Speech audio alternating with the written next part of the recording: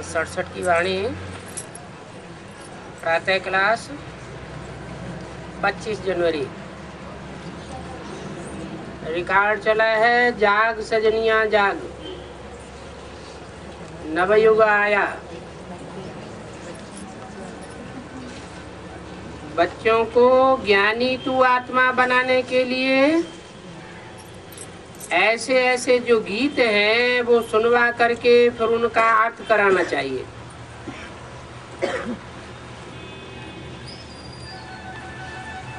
ऐसा करने से उनकी वाणी खुल जाएगी। मालूम पड़ेगा कहाँ तक इनको सृष्टि के आदि मध्य अंत का ज्ञान याद है। तुम बच्चों की बुद्धि में तो ऊपर से लेकर मूल वतन, सूक्ष्म वतन और नीचे तक स्थूल वतन के आदि मध्य अंत का सारा ज्ञान चमकता है। बाप के पास भी यही ज्ञान है जो तुमको सुनाते रहते हैं। ये है बिल्कुल नया ज्ञान। क्या बाप जो ज्ञान सुनाते हैं वो बिल्कुल नई बात, नया ज्ञान सुनाते हैं। और मनुष्य गुरु पुराना ज्ञान सुनाते हैं। ये पहचान है इस बात की पहचान है कि मनुष्य गुरु पुरानी ज्ञान की बातें सुनाते हैं, नई बात कोई नहीं बताते। और सुप्रीम सोल बाप आते हैं तो नित नई ज्ञान की बातें सुनाते हैं। उदयधारी गुरु कोई शास्त्रों की रटी रटाई बातें सुनाते हैं। वो गुरु चाहे 500 करोड़ की दुनिया के गुरु हो, चाहे 500 करोड़ की जो मनुष्य आत्माओं की दुनिया है उसके आधार मूर्त जड़े हो, और चाहे उन जड़ों के जो बीज है उन बीजों में से कोई भी देहधारी धर्म गुरु हो, वो सब पुरानी बातें सुनाते हैं। नया ज्ञान कोई सुना ही नहीं सकता। नई बातें कोई क्रिएट कर नहीं सकता।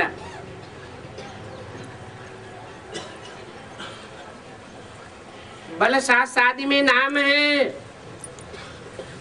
परंतु नाम लेने से अटक पड़ेंगे, डिबेट करने लग पड़ेंगे। यहाँ तो बाप बिल्कुल सिंपल समझाते हैं। भगवान वाच मुझे याद करो।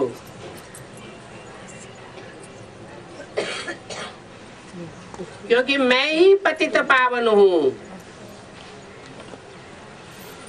और दुनिया का कोई भी मनुष्य मात्र अगर पतितों को पावन बनाने वाला होता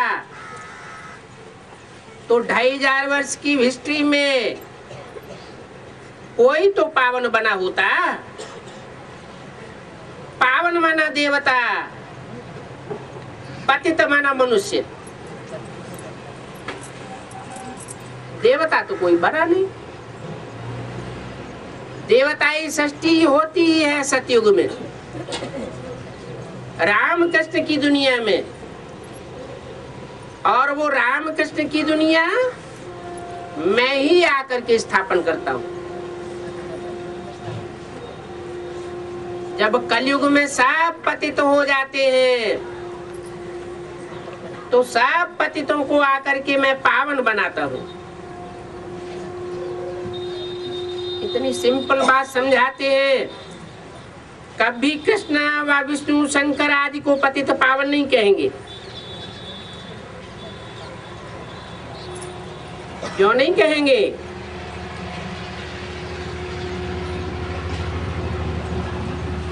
क्योंकि कृष्ण नारायण का बचपन का रूप है। नारायण तो देवता है तो कृष्ण भी देवता हुआ, गाते भी है हे कृष्ण नारायण वासुदेव। तो देवताओं की रचना रचने वाला तो सुप्रीम सोल बाप है, जो मनुष्य को देवता बनाता है। अगर कहें विष्णु पतित पावन है, तो विष्णु कोई 4 भुजाओं का देवता होता नहीं है। ये तो 4 आत्माएं जो सृष्टि निर्माण के कार्य में सुप्रीम सोल बाप शिव का सबसे जास्ती सहयोगी बनती है और संगठित रूप में सहयोगी बनती है। उनकी यादगार विष्णु दिखाया हुआ है, बाकी ऐसे नहीं कि विष्णु कोई भगवान है और 4 हाथों का कोई देवता है जो भगवान का रूप बन जाता है।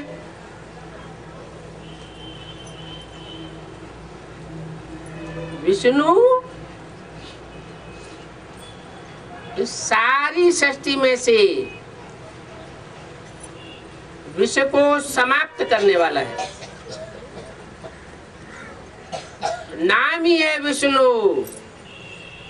क्या नो विष,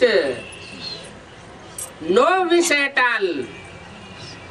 सारी सृष्टि में से विष का नाम निशान खलास हो जाता है।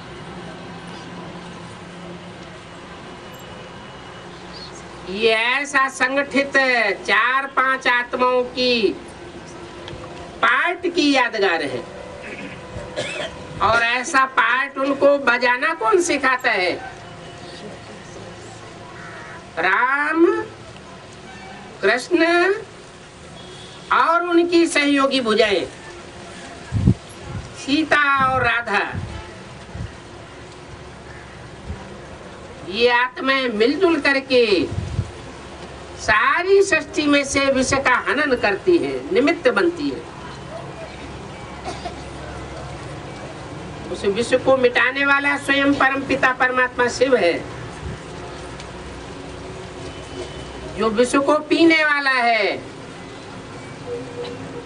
इस सारी मनुष्य सृष्टि में जो भी मनुष्य मात्र के अंदर विष भरा हुआ है, विषय विकारों का, वो सारा पी जाता है।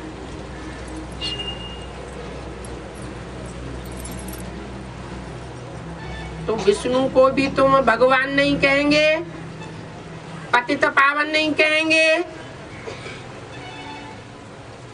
और शंकर को भी नहीं कहेंगे, क्योंकि शंकर अगर पतित पावन होता तो वो किसकी याद में बैठा हुआ है? उसको याद करने की क्या दरकार? उसको तपस्या में बैठने की दरकार है? तपस्या में बैठने की दरकार उसी को है जो पतित है। पतित देवताएं होते नहीं हैं।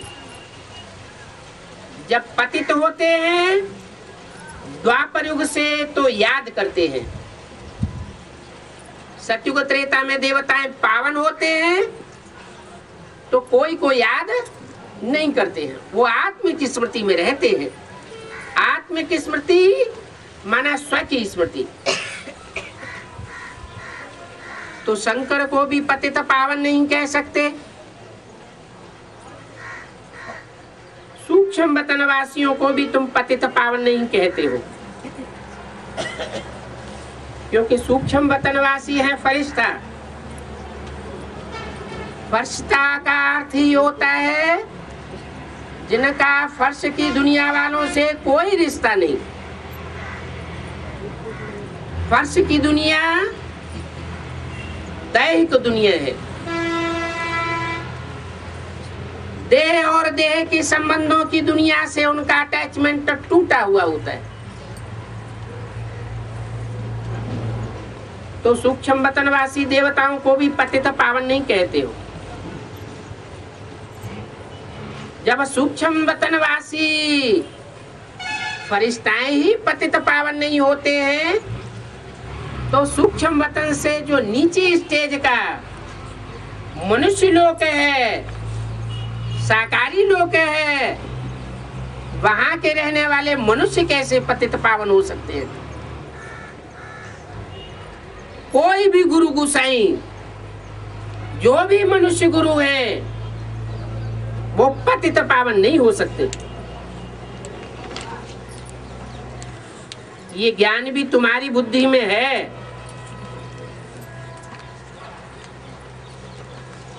इनकी बुद्धि में है। जो परमात्मा बाप के सन्मुख बैठ करके सुनते हैं, उनकी बुद्धि में है।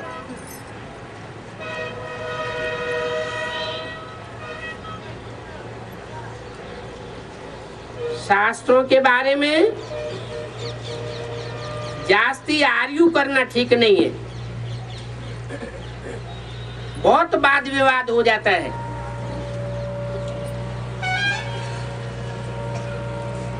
यहाँ तक भी वाद विवाद हो जाता है कि एक दो को लाठियां मार करके लड़ पड़ते हैं।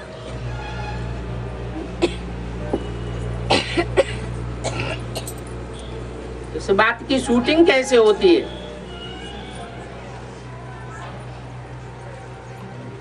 ब्राह्मणों की दुनिया में शूटिंग तो होती है ना, तो रिहर्सल ये कैसे होती है? वो भक्ति मार्ग की लड़ाई झगड़े की, जब दो आपस में शास्त्रों का वाद विवाद करते हैं तो इतना क्रोध में आ जाते हैं कि डंडे लेकर एक दूसरे की पिटाई करने लग पड़ते हैं। यहाँ शूटिंग कैसे होती है? हैं? हाँ।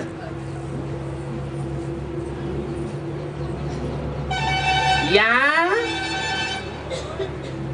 जो पांडव हैं वो तो डंडा उठावेंगे ही नहीं। ज्ञान का डंडा भी उठा करके किसी की पिटाई नहीं कर सकते। उनको पढ़ाई जाती है, न दुख लेना है न दुख देना है। फिर कौन लड़ते हैं? जो कौरव हैं, अर्थात जो यवन है, वो आपस में लड़ पड़ते हैं। तो कौरवों और यवनों की लड़ाई होती है। कौरव हैं भारतवासी आर्य समाजी, और यवन है मुसलमान, जो मुसलमानों की बीज रूप या आधार मूर्त आत्माएं हैं। या जो कौरवों की बीज रूप आधार मूर्त आत्माएं हैं, वो देहभान में आती है और लड़ाइयां लड़ने झगड़ने पड़ती है।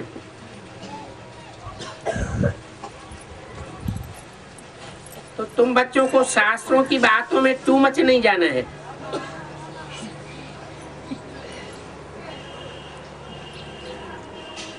तुम्हारे शास्त्र हैं मुरली,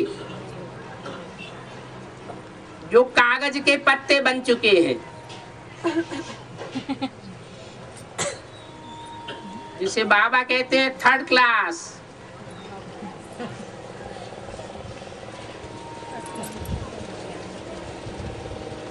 तो वो थर्ड क्लास जो ज्ञान है, उनकी बातों को पकड़ करके जास्ती आर्ग्यू नहीं करनी चाहिए।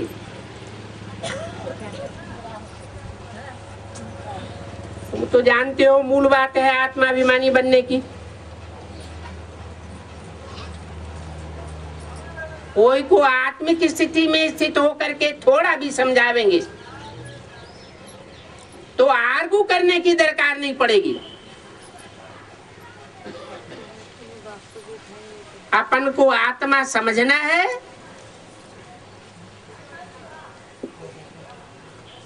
और दूसरों को भी आत्मिक रूप में देखना है। बाप की याद में उनको सर्च लाइट देना है, तो वो आप ही शांत हो जाएंगे।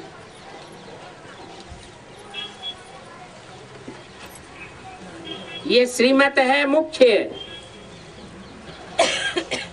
कौन सी? अपन को आत्मा समझ, बाप को याद करना। बाकी तो डिटेल की बातें हैं। देखो बीज कितना छोटा होता है और झाड़ का बहुत विस्तार हो जाता है। जैसे बीज में सारा ज्ञान समाया हुआ है, वैसे ये सारा ज्ञान यहाँ भी मनुष्य सृष्टि का जो बीज है, जिसे हम कहते हैं परमात्मा, जिसमें सुप्रीम सोल बाप परम पिता प्रवेश करके पाठ बजाता है, उसमें सारा ज्ञान समाया हुआ है। वो भी सारी मनुष्य सृष्टि का बीज है। उस बीज में ही सुप्रीम सोल बाप मुकर्रर रूप से प्रत्यक्ष होता है।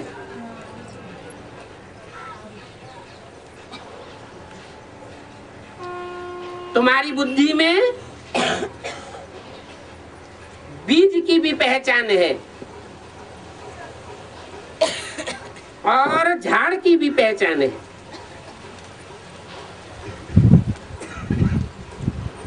बीज भी बुद्धि में बैठ गया है और सारे झाड़ की नॉलेज भी बुद्धि में यथार्थ बैठ गई।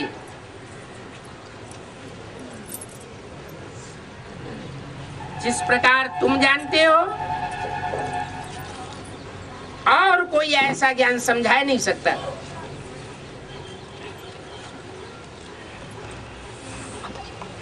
तुम माना कौन? तुम जैसा समझा सकते हो वैसा वो नहीं समझा सकते। ये भी नहीं समझा सकते। ये माना कौन? ब्रह्मा नहीं समझा सकते, ब्रह्मा कुमार कुमारी भी नहीं समझा सकते, और दुनिया वाले जो बहुत दूर हैं, तुम्हारी मेंटलिटी के मुकाबले बहुत दूर है, वो भी नहीं समझा सकते।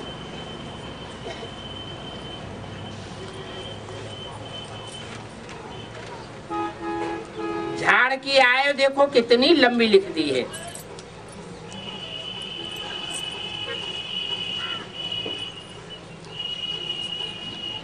लाखों वर्ष की झाड़ की आयु लिख दी है। बाप बैठ समझाते हैं बीज व झाड़ अथवा ड्रामा का चक्कर अभी पूरा होता है। पूरा राज तुमको समझाते हैं। तुम हो स्वदर्शन चक्रधारी।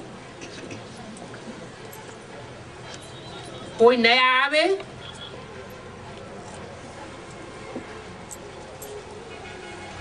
और बाप महिमा करें कि सुदर्शन चक्रधारी को कोई समझा न सके, क्योंकि वो तो अपन को बच्चा ही नहीं समझते हैं। यहाँ तो बाप गुप्त है।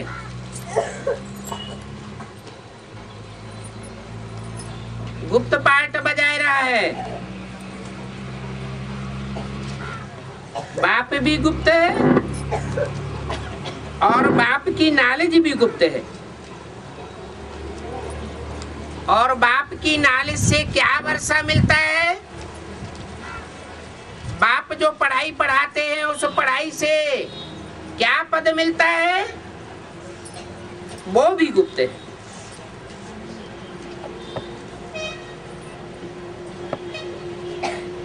नया कोई ये सुन करके मुझे पढ़ेंगे, इसलिए जो भी नए नए आते हैं उनको पहले 7 दिन की भट्ठी करानी पड़े। 7 दिन भट्ठी में बिठाया जाता है।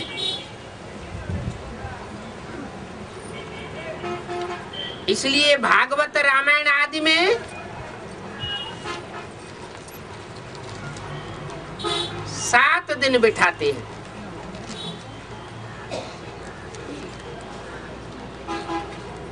भागवत कथा करेंगे, रामायण की कथा करेंगे, 7 दिन लगाते हैं। ये रस्म रिवाज भक्ति मार्ग में संगम युग की चली आई है। वास्तव में तो वहां तो 2-4 घंटे सुन करके भाग जाते हैं। वहां कोई 7 दिन की भट्टी नहीं कराई जाती है। 7 दिन की भट्टी तो यहाँ कराई जाती है। पूरा 7 दिन भट्टी में रखा जाता है।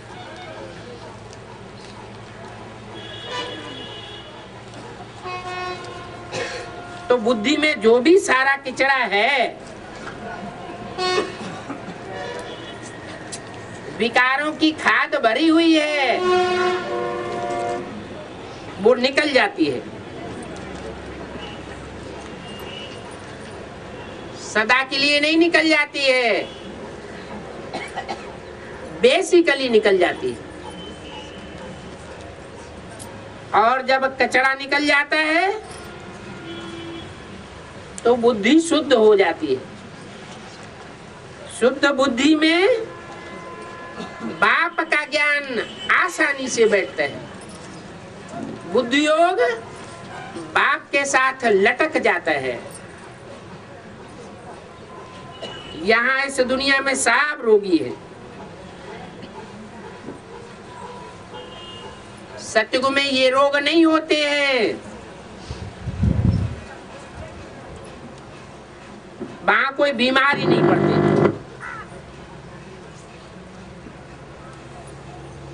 ये रोग और बीमारियां जो आत्मा में लगी हुई हैं, वो आधा कल्प की बीमारियां लगी हुई हैं। कौन सी बीमारियां? 5 विकारों की। ये 5 विकार ये मनुष्यों को देखो दुख देते हैं,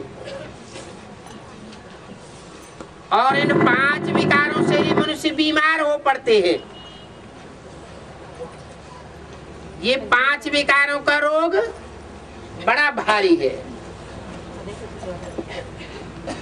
वो शरीर की बीमारियां तो इतनी भारी नहीं होती है जो 63 जन्म चलती रहे।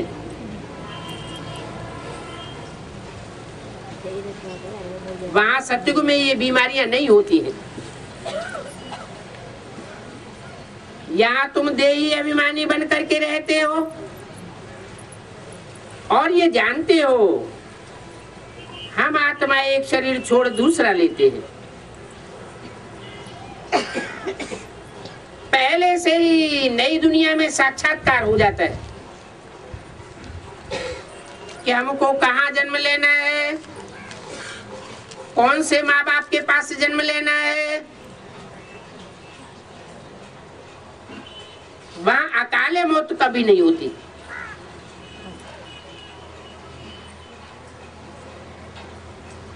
जो स्थूल रूप में सतयुग और त्रेता युग की रचना होती है, नई दुनिया बनती है,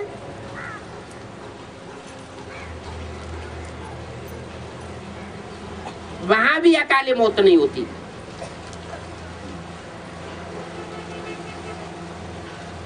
और परमात्मा बाप जो ऊंचे से ऊंचा स्वर्ग रचते हैं, जिसे कहें संगम युगी स्वर्ग, वहां भी कोई की अकाले मौत नहीं होती। ये है बेहद की बात।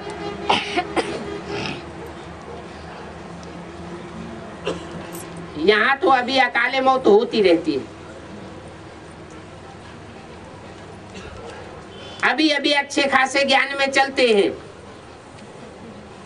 निश्चय बुद्धि है, बाप को अपना बाप मानते हैं, और अभी अभी पता नहीं क्या हो जाता है, ज्ञान को छोड़ देते हैं, ग्लानि करने लग पड़ते हैं, बाप को ही फारकती दे देते। तो ऐसों को कहा जाता है निश्चय बुद्धि विनश्यते। वहां तो शरीर विनाश होते हैं, और यहाँ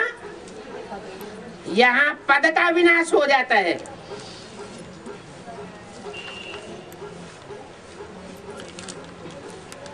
तो अभी वो स्वर्णिम संगम युग आने वाला है, नई दुनिया सामने खड़ी है। अभी अपन को देखना है कहीं हमारे अंदर तो अनिश्चय बुद्धि के बीज नहीं पड़े हुए। घड़ी घड़ी अनिश्चय बुद्धि तो नहीं होता हूं। अगर यहाँ घड़ी घड़ी अनिश्चय बुद्धि होता हूं, क्योंकि कलयुग अंत की शूटिंग का ये अंतिम चरण चल रहा है, उसमें भी संगम चल रहा है। अंत मते सो गते होने वाली है। अगर यहाँ घड़ी घड़ी अनिश्चय बुद्धि होते रहेंगे तो वहां कलयुग जो आवेगा,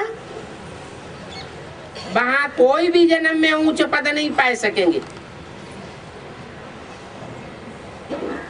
प्रजा वर्ग में आते रहेंगे। अभी तुमको काल पर जीत पहनाई जाती है। जीत पहनाने के लिए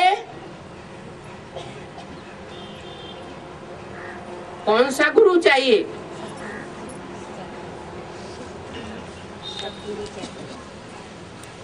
साइंस की पढ़ाई पढ़ाने वाला साइंस का टीचर चाहिए, इंजीनियरिंग की पढ़ाई पढ़ाने वाला इंजीनियर चाहिए, एक्सपर्ट। तो ये जो अकाले मौत हो रही है ब्राह्मणों की संगम की दुनिया में, आज एक को बाप मानते हैं, कल दूसरा बाप बना लेते हैं।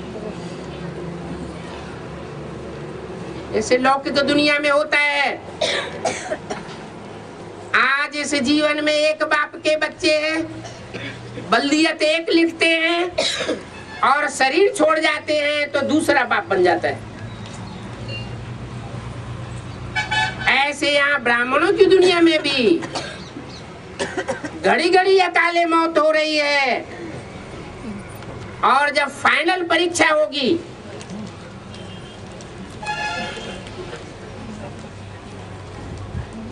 तो मौत का बाजार लगेगा।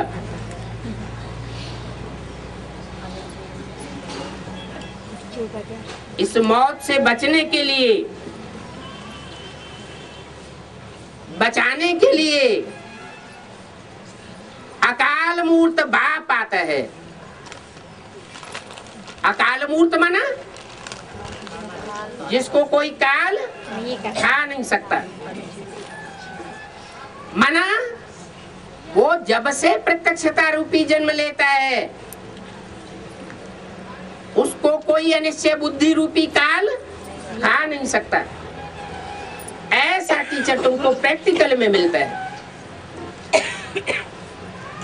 और सब आत्माओं की, जो भी मनुष्य मात्र आत्माएं शूटिंग पीरियड में शूटिंग कर रही है, रिहर्सल कर रही है, चाहे वो बीज रूप हो, चाहे आधार मूर्त हो, सबकी मौत होती रहती है।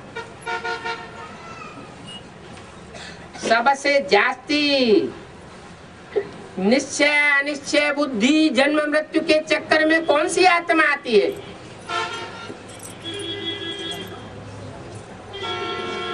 हैं? ब्रह्मा की सोल। तो ब्रह्मा की सोल वो तो शरीर छोड़ गई, शरीर छोड़ जाने के बाद परमधाम वापस चली गई, या इसी दुनिया में पार्ट बजाती है, इसी दुनिया में पार्ट बजा रही है। कैसे पार्ट बजाती है? जैसे शिव ज्योति बिंदु प्रवेश करके पार्ट बजाते हैं, लेकिन वो तो सदा ही शिव है, सदैव ज्योति बिंदु के रूप में प्रवेश करके पार्ट बजाते हैं, और उनको कभी संग का रंग भी लगता नहीं है। और ब्रह्मा की सोल प्रवेश तो करती है,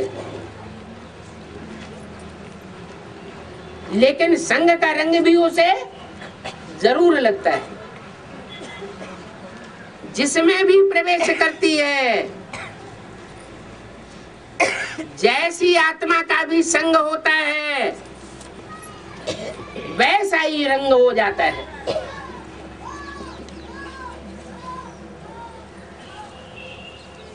कोई विधर्मी आत्मा में प्रवेश करेगी तो विधर्मियों के संग में रंग जाती है,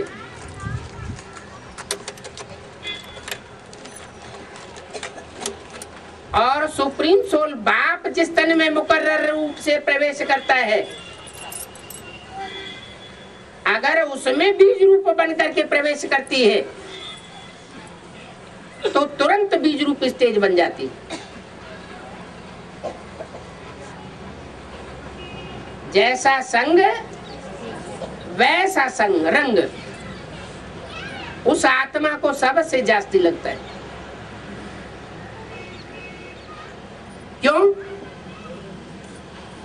ब्रह्मा को सबसे जास्ती संग का रंग क्यों लगता है? जो मनुष्य सृष्टि का पिता है उसको सबसे जास्ती संग का रंग क्यों नहीं लगता? संग का रंग तो दोनों को लगता है, ब्रह्मा को भी लगता है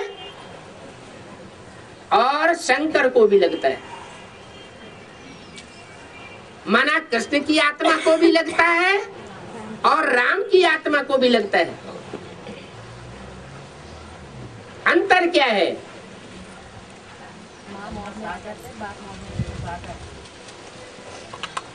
जो राम वाली आत्मा है वो बाप है, बाप के रूप में पार्ट बजाने वाली है, और कृष्ण की सोल मृदुल पार्ट बजाने वाली माँ का पार्ट बजाती है। कन्याएं माताएं कोमल स्वभाव की होती है, स्वभाव ही कोमल नहीं होता है, भाव भी कोमल होता है, शरीर भी कोमल होता है, हर तरीके से कोमलता भरी हुई है। इसलिए भारतीय परंपरा में कन्याओं माताओं को संग दोष से बहुत बचाया जाता है। जितनी भारत में कन्याओं माताओं की संग दोष से सुरक्षा की जाती है, उतना दुनिया के किसी भी देश में सुरक्षा नहीं की जाती।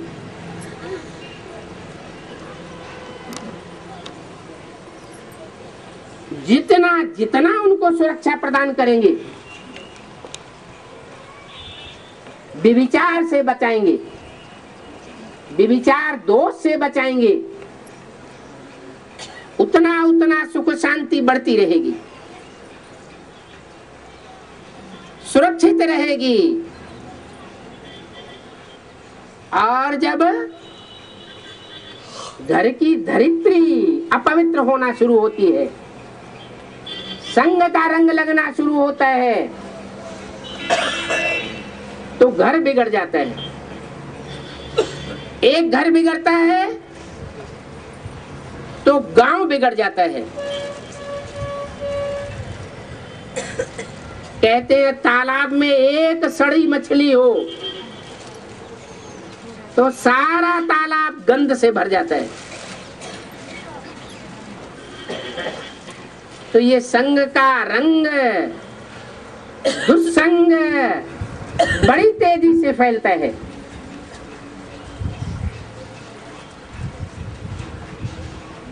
इसलिए अभी से ये संस्कार पक्का होना चाहिए भारतवासियों के अंदर, खास चाहे कन्याएं माताएं हो और चाहे भाई हो, चाहे कुमार हो चाहे अधर कुमार हो, कुमारी हो या अधर कुमारी हो, अपने को हर हालत में संग दोष से जरूर बचाना है। ये संग दोष सत्यानाश कर देता है।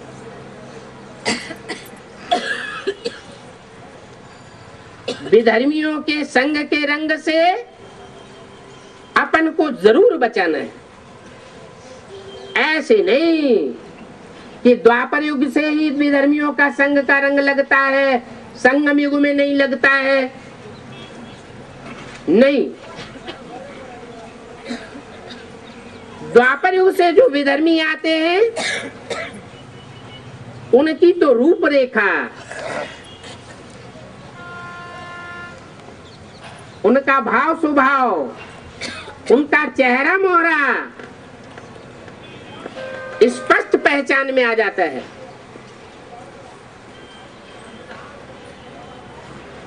इस्लामियों की अब पहनाव,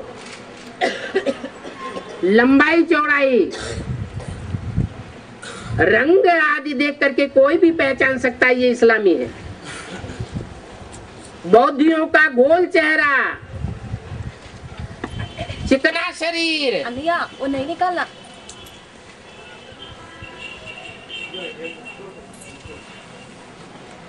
कोई भी देख करके समझ सकता है कि ये बौद्ध धर्म का है, बौद्ध धर्म खंड का है।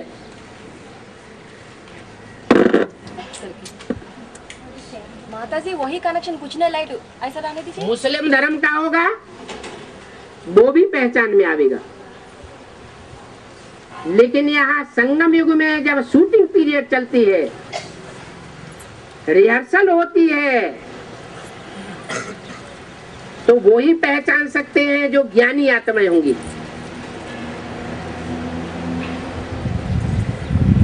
ज्ञान सूर्य बाप के डायरेक्ट बच्चे होंगे। अगर डायरेक्ट बाप से कनेक्शन नहीं होगा, कोई दूसरे देहधारी धर्म गुरुओं से कनेक्शन बुद्धि का जुटा हुआ होगा, तो उनकी पहचान में नहीं आवेगा, परख शक्ति नहीं होगी, और परख शक्ति न होने के कारण निर्णय शक्ति भी नहीं होगी। नहीं पहचान सकेंगे इस ब्राह्मण परिवार में कौन सा ब्राह्मण किस कुरी का है, ऊंची कुरी का है या नीची कुरी का है। क्योंकि जैसे दुनिया में 9-10 धर्म फैले हुए हैं, ऐसे ही ब्राह्मणों की दुनिया से ब्राह्मणों की 9 कैटेगरीज प्रत्यक्ष होती है। जो भक्ति मार्ग में ब्राह्मणों की 9 कुरियां गाई हुई है।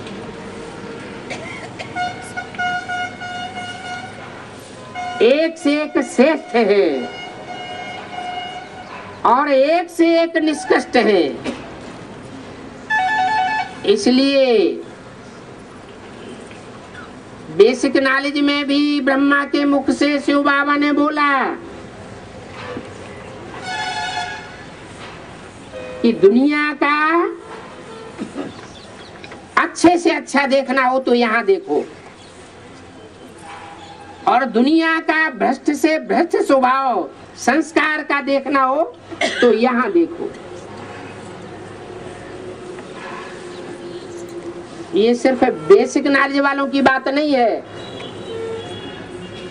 एडवांस नॉलेज में भी जो बीज रूप आत्माएं हैं, उन बीज रूप आत्माओं में भी ये बात लागू होती है। श्रेष्ठ से श्रेष्ठ हैं और भ्रष्ट से भ्रष्ट हैं।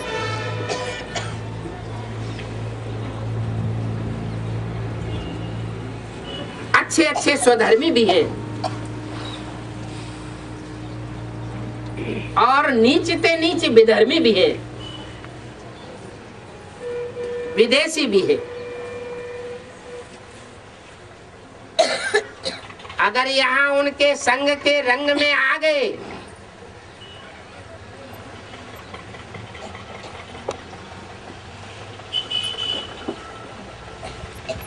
तो उनका असर जरूर पड़ जाता है। जो बीज रूप स्टेज में टिकने वाली आत्माएं हैं, उनके ऊपर थोड़ा असर पड़ेगा, जल्दी धुल जाएगा। लेकिन जो साकारी स्टेज में जाती रहती है,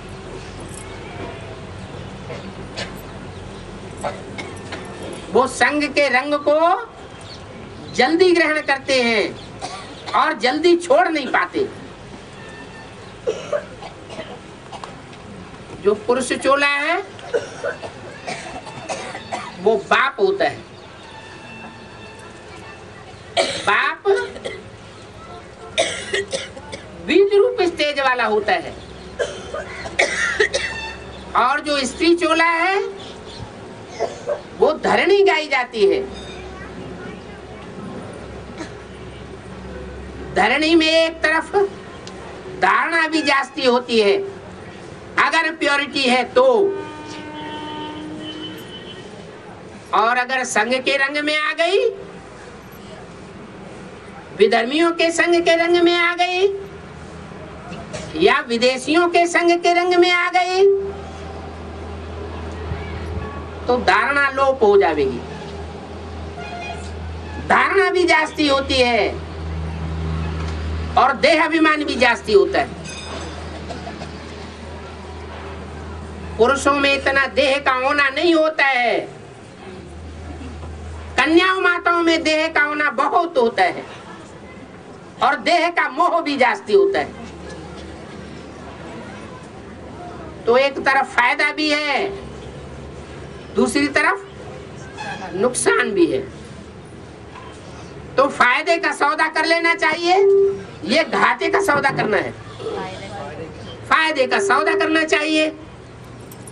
फायदे का सौदा करेंगे तो जो जीवन का लक्ष्य है, नर से नारायण बनेंगे, नारी से लक्ष्मी बनेंगे। अगर ये फायदे का सौदा नहीं किया और संग के रंग में आते रहे तो नारी से नारायणी नहीं बन सकेंगे। क्या? नारायणी माने लक्ष्मी। लक्ष्मी की पूजा भारत में होती है, दूसरी ओर जगदम्बा की भी पूजा भारत में होती है। अंतर क्या है दोनों की पूजाओं में?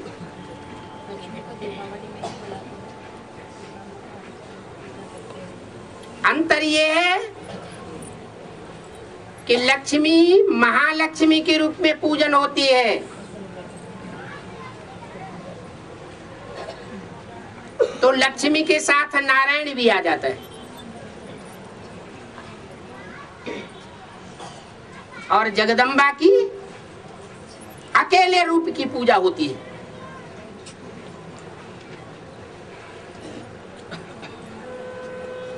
स्त्री पुरुष दोनों इकट्ठे रूप हैं। प्रवृत्ति मार्ग का रूप है, श्रेष्ठ रूप है लक्ष्मी नारायण। लक्ष्मी नारायण की पूजा अब भी विचारी वाइब्रेशन फैलावेगी, और सिंगल देवी की पूजा अगर वहां विधर्मी और विदेशी घुसे हुए हैं तो बेविचारी वाइब्रेशन फैला देगी। इसलिए मुरली में बोला है, सिंगल देवी के पुजारी होते हैं रावण संप्रदाय। उनकी तो इच्छा होती है कि ये डबल बन के हमारे सामने न रहे, युगल बन के हमको देखने में न आए। कैसे देखने में आए? जैसे रावण चाहता था। रावण क्या चाहता था? कि सीता अकेली रह जाए, हमको मौका मिल जाए और राम भाग जाए। तो जो भी सिंगल देवी के पुजारी हैं वो सब रावण संप्रदाय है। वो रावण संप्रदाय के चंबे में अगर कन्याएं माताएं आ गई तो जन्म जन्मांतर का रोना रोना की शूटिंग होगी, दुखधाम की शूटिंग हो जाएगी, सुखधाम की शूटिंग नहीं होगी। इसलिए 3 मूर्तियां दिखाई गई हैं, 3 धाम बताए गए हैं। तीनों ही मूर्तियां 3 धाम की अधिपति के रूप में बैठी हुई है सूक्ष्म वतन में। कौन कौन से धाम है? 3। सबसे नीचे है दुखधाम, मीडियम स्थिति में है सुखधाम, और सबसे ऊंची स्टेज में है शांति धाम। शांति देवा कहा जाता है। ऐसी ऊंची स्टेज हमको अभी पकड़नी है।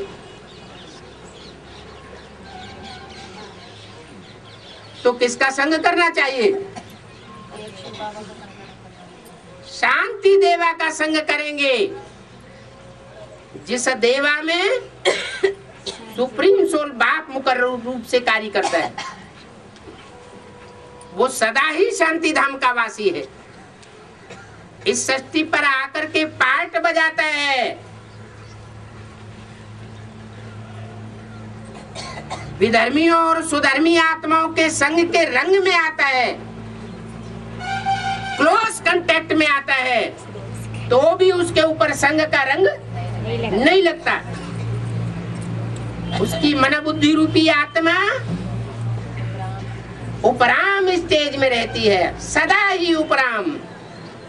इसलिए सदा शिव कहा जाता है। तो ऐसे सदा शिव का संग करेंगे तो हम भी ऊंची स्टेज में रहेंगे। यहाँ संगम युग में जितना ही इस दुनिया से उपराम रहेंगे, ऊंची स्टेज में रहेंगे, बाप की छत्र छाया महसूस करते रहेंगे। अभी आगे आने वाला जो टाइम है, कयामत बर्पा होने वाली है, दुनिया में हाहाकार होने वाला है। ऐसे टाइम में हर आत्मा को उस ऊंचते ऊंच बाप की छत्र छाया की जरूरत है। ऊंचे से ऊंचे की छत्र छाया में रहना माना जन्म जन्मांतर के लिए अपने सुख की शांति की नूद करना।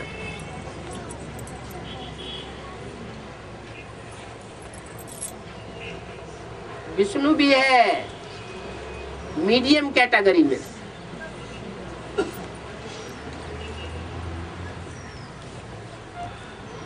सुखदेवा है, लेकिन शांति देवा नहीं कहा जाता है।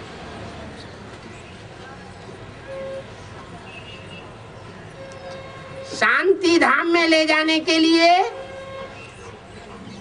शांति देवा चाहिए, और जब तक कोई शांत में नहीं जाता, आत्मा शांत स्वरूप का अनुभव नहीं करती, तब तक कितना भी दुनियावी सुखों का अनुभव करे, कितना भी पैसे वाला हो जाए, कितने भी सुखमयी पदार्थों का अनुभव करने वाला बन जाए, लेकिन उसको शांति नहीं मिल सकती। और जब तक शांति नहीं मिलती, तब तक सच्चा सुख भी महसूस नहीं हो सकता।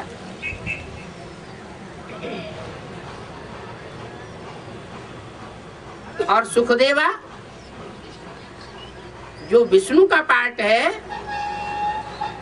उसमें भी शांति तो समाई हुई है। सुख और शांति, इस दुनिया में ये युगल जोड़ी है।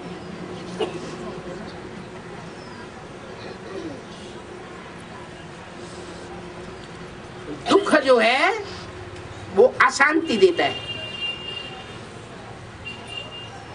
दुख की दुनिया हम अपने लिए संग के रंग से क्रिएट करते हैं। तो चाहे तो अच्छा संग लें और चाहे तो बुरा संग लें। संग तारे कुसंग बोरे, ये पाठ अब ही पढ़ाया जाता है। भक्ति मार्ग में तो गायन करते हैं सत्य संग का, लेकिन जानते नहीं है कि सत्य क्या चीज है और सत्य है कौन। साधु, सन्यासी, महात्माओं, धर्म पिताओं का संग बैठ करके करते हैं। उन देहदारियों के संग से कुसंग में गिरते हैं। सत्संग की जगह लत संग में गिरते हैं। दुनिया की लात खाते रहते हैं। पंजाबी में कहते हैं छित्तर खाना। इधर धक्का खाया, उधर धक्का खाया, ये भक्ति मार्ग के धक्के खाते ही रहते। इसलिए बाप कहते हैं भक्ति है व्यभिचारी। भक्ति जब तामसी बनती है तो अनेकों की पूजा करने लग पड़ते हैं। भक्ति भी सात्विक स्टेज में द्वापर के आदि में होती है। और भक्ति जब व्यभिचारी बनती है, अनेकों की भक्ति करते हैं, तो दुख शांति बढ़ती चली जाती है। अभी बाप आए हैं,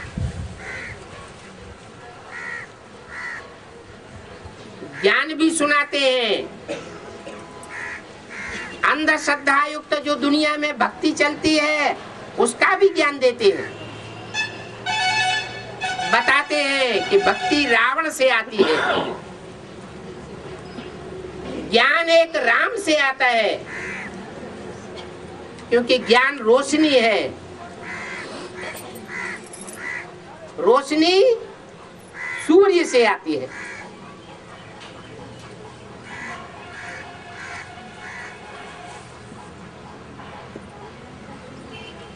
तो सूर्यवंशी बनना चाहिए ना,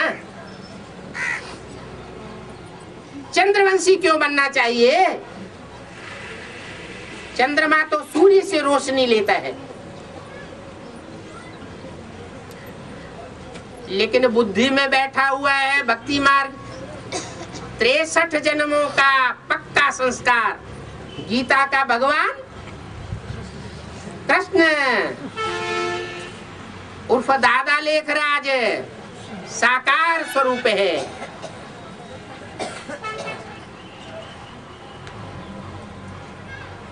ये कृष्ण ही गीता का साकार में भगवान है और कोई भी साकार में भगवान नहीं हो सकता। जब ऐसी अंधश्रद्धा बुद्धि में बैठ जाती है कि ज्ञान चंद्रमा ही गीता का साकार भगवान है, क्योंकि शीतलता प्रदान करता है। और सूर्य क्या करता है? सूर्य में इतनी तीक्ष्णता है कि वो जलाए देता है। क्या जलाता है? जो कीड़े मकोड़ों की स्वभाव वाली आत्माएं हैं, दुर्गंध है, कचरा है, उसको सुखा देता है।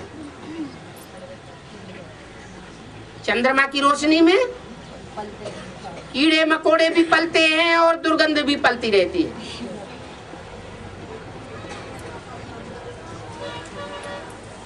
तो अभी कौन सा टाइम चल रहा है? ब्रह्मा की रात चल रही है या ब्रह्मा का दिन शुरू हो गया है? रात चल रही है।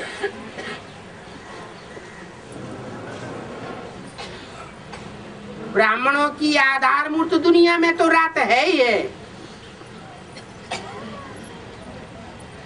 लेकिन जो एडवांस वाले हैं, जो अपन को बीज रूप आत्मा समझते हैं, उनकी दुनिया में भी ब्रह्मा की रात चल रही है।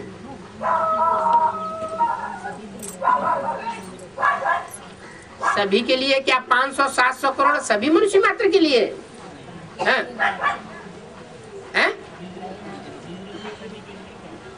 बीज रूप में सभी के लिए है या 2-4 ऐसे भी जिनके लिए नहीं है? पूछा जा रहा है। ब्रह्मा की रात्रि सारी दुनिया के मनुष्य मात्र के लिए है या कोई के लिए है, कोई के लिए नहीं है?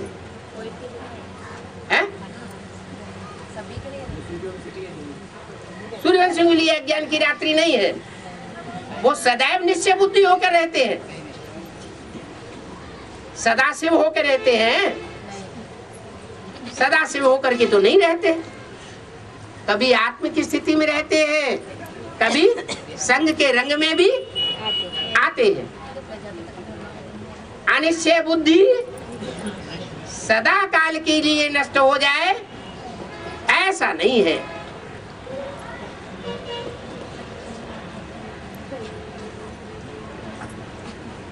तो बाप पहचान देते हैं। क्या करना है कि चंद्रमा और सूर्य, अक्सर ऐसे होता है जब बादलों से ढका हुआ सूर्य होता है तो चंद्रमा की तरह शीतल दिखाई पड़ता है, क्योंकि मायावी बादलों से ढका हुआ है। तो कोई उसे चंद्रमा समझ ले, ये भी चंद्रवंशी है। जैसे माँ पति से प्रभावित हो जाती है, पति नहीं होता है, खुदा न खास्ता शरीर छोड़ जाता है, तो जो बच्चे बड़े हो जाते हैं उनसे प्रभावित हो जाती है और प्रभावित होकर के उनकी प्रजा बन करके उनकी सेवा करती है। ऐसे बाप का पार्ट तो नहीं हो सकता। बाप अगर बाप के रूप में है तो रचयिता है। रचयिता रचना के कंट्रोल में नहीं आ सकता। अगर रचयिता रचना के कंट्रोल में आ जाता है तो वो रचयिता बाप नहीं है। बाप बच्चों को वर्षा देने वाला है, और यहाँ तो बेहद का बाप है, सुख शांति का बेहद का वर्षा देने वाला है। सतयुग त्रेता रूपी आधा कल्प 2500 वर्ष का लंबे समय का वर्षा देने वाला है। इतना लंबा वर्षा और कोई बाप दुनिया में न दिया है और न देगा। तो ऐसे ज्ञान सूर्य बाप को पहचानने में, जानने में, मानने में और उसके बताए हुए रास्ते पर चलने में जी जान से पुरुषार्थ करना, पढ़ाई पढ़ना, संग के रंग में आना, ये बहुत बड़ी बात है। अभी सहज है क्योंकि संगम युग है। संगम युग मुश्किल को सहज करने वाला युग है, क्योंकि मुश्किल को सहज करने वाला भगवान इस सृष्टि पर आया हुआ है। अभी इस टाइम में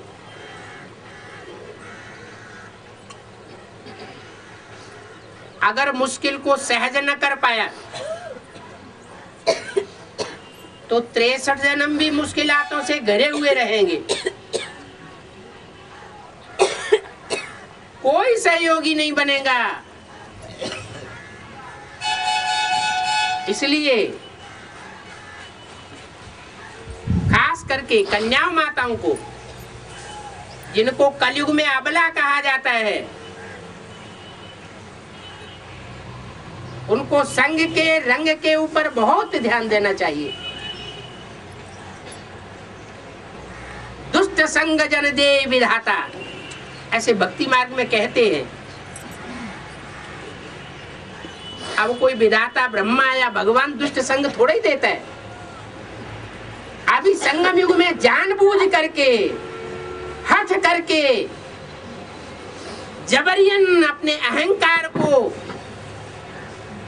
दिखाने के लिए कोई कोई आत्माएं वो रास्ता पकड़ लेती है। अगर संगम युग में भी हम हठ करते रहे, हठ योगी बने रहे और सच्ची बात को न जाना, सच्चे बाप को न पहचाना और उसके बताए हुए डायरेक्शन पर अमल न किया, तो जन्म जन्मांतर के लिए दुखधाम में रहेंगे। 21 जन्म की तो सुख शांति मिलेगी, लेकिन मन का लास्ट वाला होगा।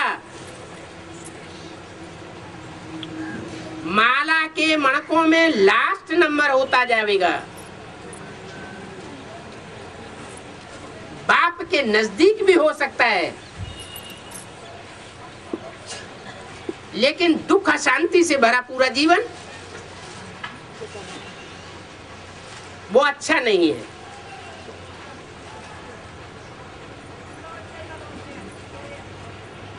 बाप की नजर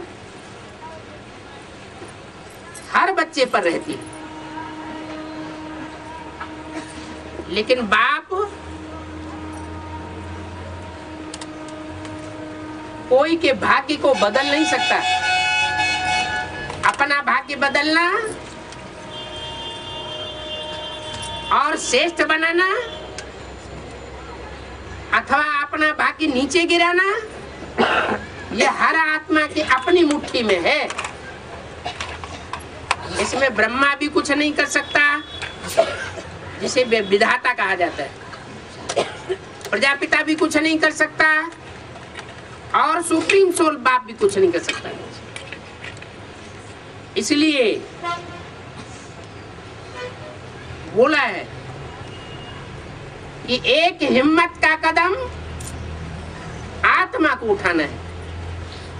आत्मा परमात्मा बाप का बच्चा है। बाप तो बांधा हुआ है सहयोग देने के लिए, लेकिन बच्चा हिम्मत ही न करे तो बाप मददगार कैसे बनेगा? नहीं बन सकता। ओम शांति।